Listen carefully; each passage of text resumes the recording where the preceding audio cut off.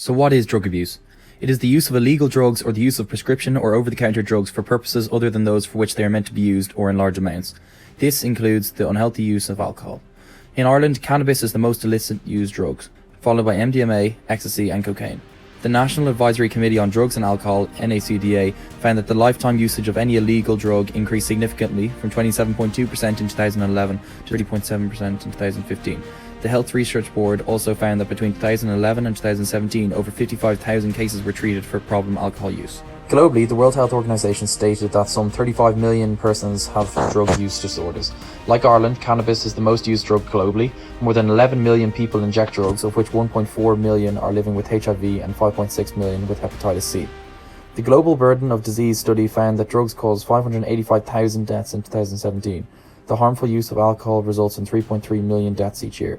One of the global drug crises now is the opioid crisis. It started in the late 1990s when pharmaceutical companies reassured the medical community that patients would not become addicted to opioid pain relievers such as heroin. This led to the overprescription of opioid medications and eventually widespread misuse of both prescription and non-prescription opioids. The impact has been severe. In 2017, opioids were responsible for 2/3 of the 585,000 people who died due to drug use.